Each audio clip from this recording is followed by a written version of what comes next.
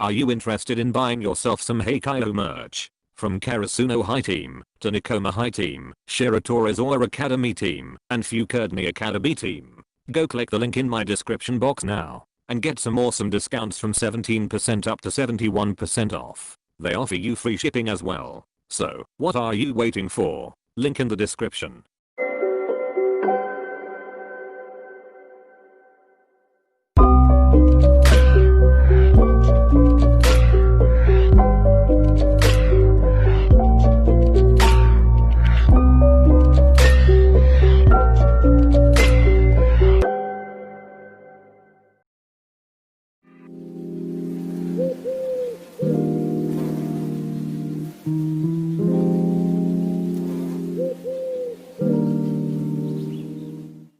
Salute my slutty chicken cult mates. Quick disclaimer, all publicly recognizable characters, settings, and etc. are the property of their respective owners.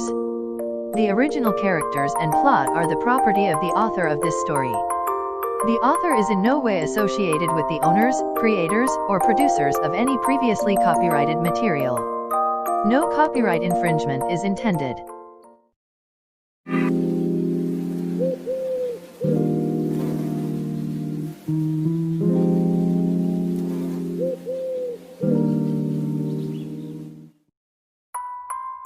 We need more Matsuhana in our lifeline, salute.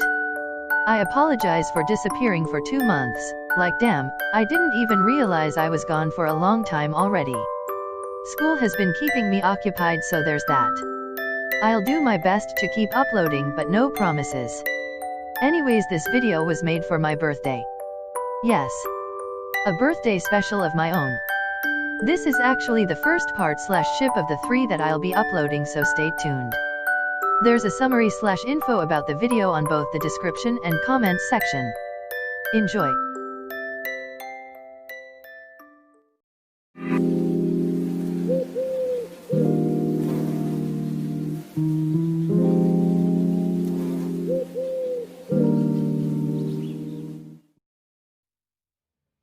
Private chat with Oikawa, Tuesday, 1:13 in the afternoon. Kawa, I'm telling you, he's purposely avoiding me. And I'm telling you, that you're just imagining it, Maki. He won't look at me in the eye. And he doesn't talk to me that much. It's killing me.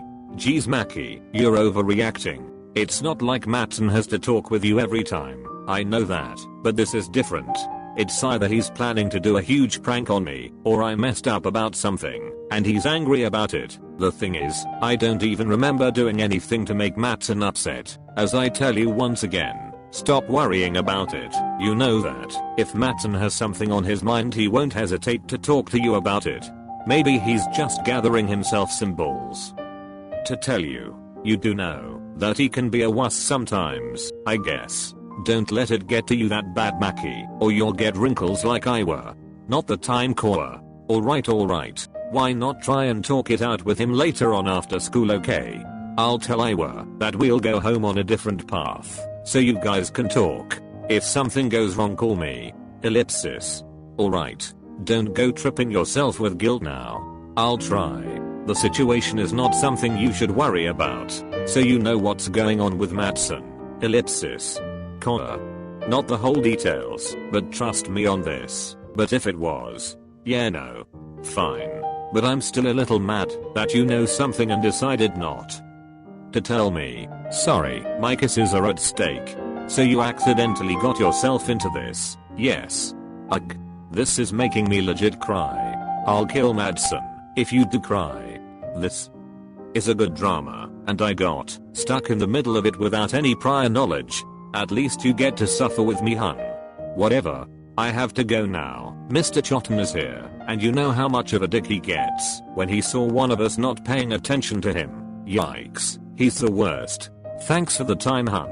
It'll be my treat. If things go well later, I'll keep you updated. Nice. No problem.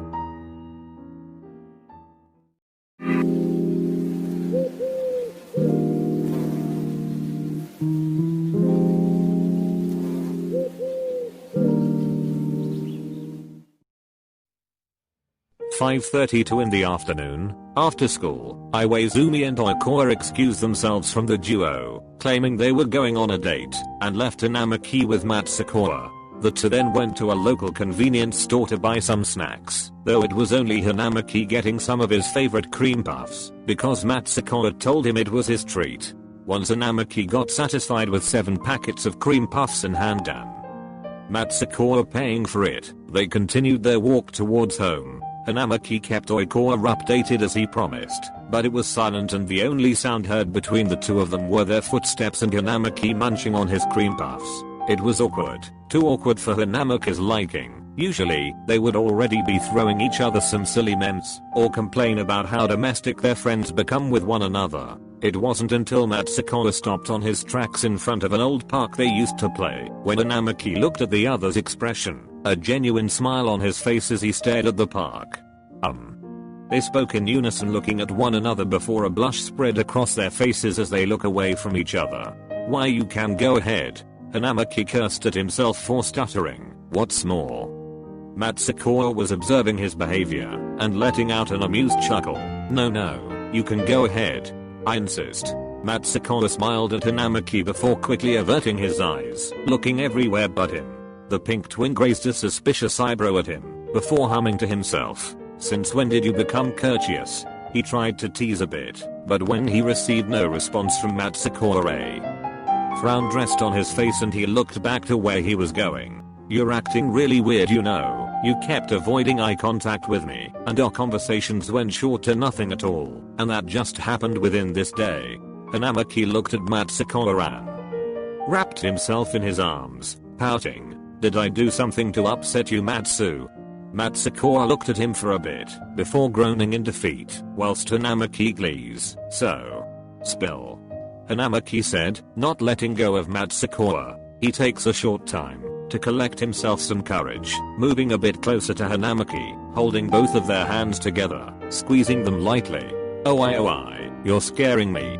Hanamaki spoke when he saw Matsukawa giving him an uneasy reassuring smile.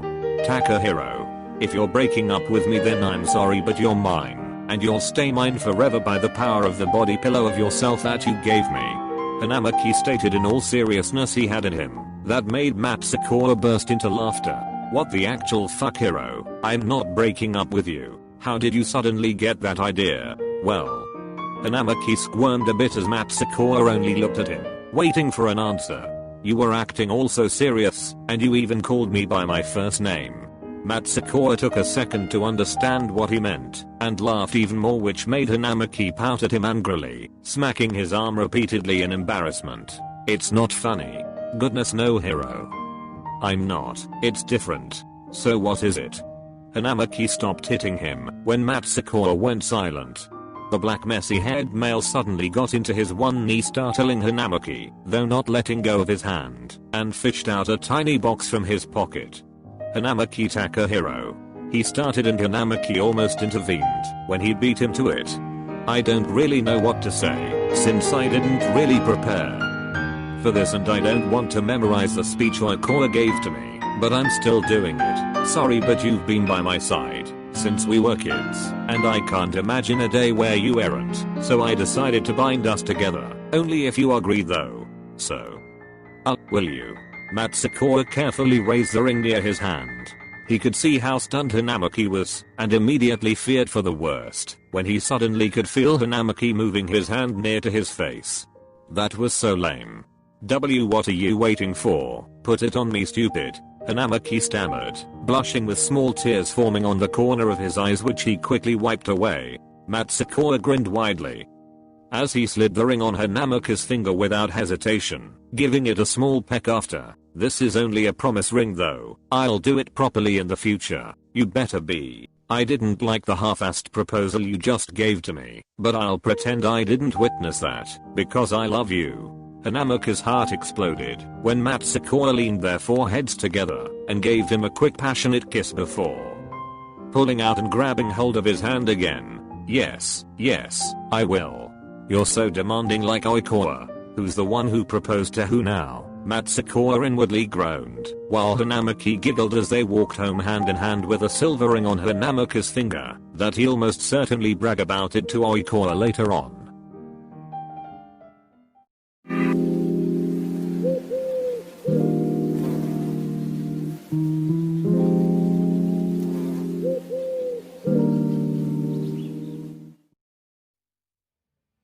8:40 in the evening.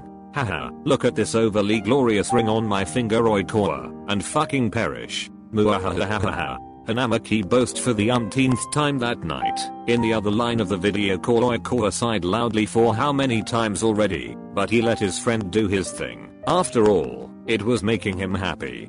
Matsukawa only laughed on his line, looking at Hanamaki lovingly. Never once he thought he would make the best decision. Oikawa saw Matsukawa and feigned to look nauseated. You two will become disgustingly domestic tomorrow in practice. You and Iwaizumi are the disgustingly domestic ones. He looked at Hanamaki insulted and turns to Iwaizumi on the other line with a pout. Iwa-chan. Iwaizumi proceeds to only roll his eyes while the duo cackled at Oikawa. And Hanamaki continued to babble his love towards Matsukawa for the rest of the night.